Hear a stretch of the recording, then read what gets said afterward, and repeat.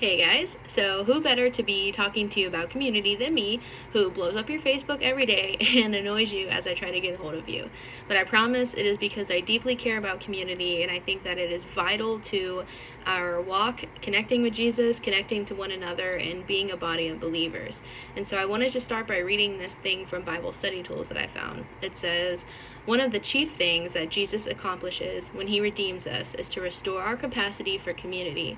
Not for a community of people who look and act just like us, but a community made up of people from every tribe and tongue and nation on earth.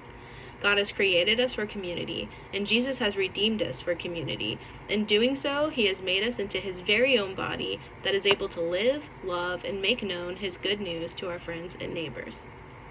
So obviously, community is something that is deeply important to us, and I wanted to discuss it as a practice because, like our other practices, so like we practice silence and solitude, we practice gratitude. A practice requires an active choice, so you have to choose actively to participate in community. Community is not something that can be handed to you on a silver platter. People can't do community for you. You cannot microwave community. You have to actively participate in making community a part of your life. And so I just have a couple little tidbits speaking more to that, right? So we already said that it is an active choice that you need to make, or you can slip away from it. It's really easy to do that. How many times have you been texting a friend and you don't text them for a week and suddenly that week turns into months and you're like, wow, I haven't talked to this guy in 3 months. It takes an active choice to stay in community. Secondly, you need to choose to be a friend first in order to have friends. And what that means is you need to choose to reach out to other people, to ask people how their day is, to be earnestly interested in other people's lives. If you first choose to do that, you will find that having friends comes easily and naturally. Secondly, you need to choose to show up and participate in order to feel like an active member in community. So I do think there's a huge difference between being in passive community and being in active community.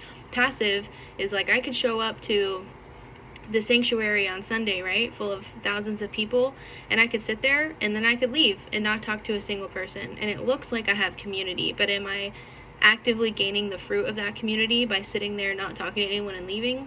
No. You have to be an active member. And then, like I said earlier, you can't microwave it. It comes over time, and it comes with a lot of effort and trying and breaking down barriers, learning about people, loving them like Jesus does.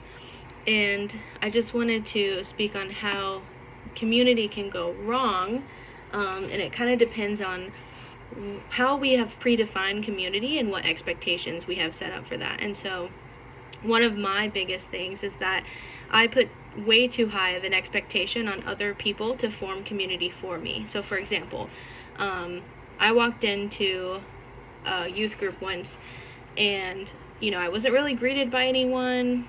Some people said hi but didn't really make an effort to ask me to sit with them, that kind of stuff. And so my expectation of them when I walked into the room was that they were going to make me feel like the most welcome, loved person on the planet, and I was going to immediately have 10 friends and I was going to love it.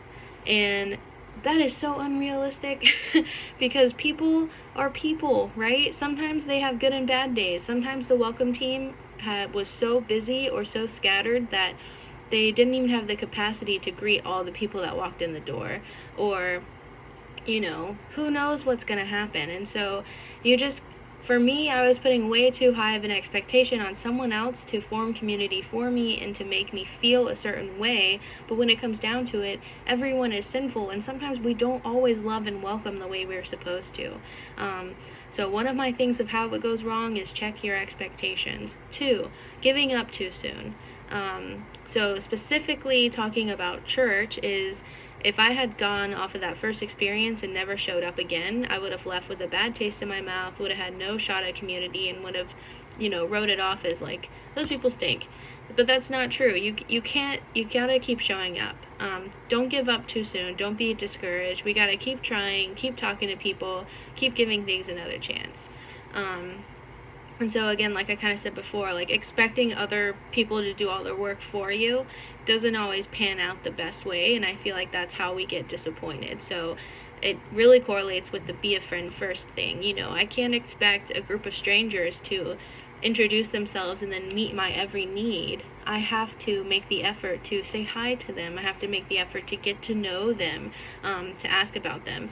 And all of that being said, it isn't like a, you know, you're doing this wrong speech. That's not what I'm trying to get at here. What I'm trying to say is that community is an active choice, and when we actively choose to participate in community, we are open to God's design of what community can be for believers. And what that can be is accountability, deep love for one another, someone that's going to give you a helping hand, someone that understands your struggles, someone that's going to give you biblical advice.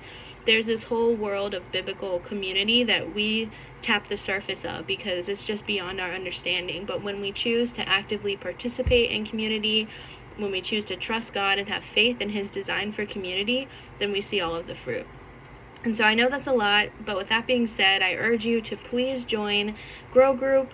I know it's really an easy time to shy away from community right now and to just check it off the box of, oh, I don't need that right now. I would love to reassure you that you do need it right now. And for whatever reason, even if Grow Group isn't possible for you, I would just encourage you to keep showing up on those Wednesday night and Sunday mornings, and to keep reaching out to others. Don't let this be a time where you try to do it by yourself. Anyways, that being said, love you guys. Hope you have a great week, and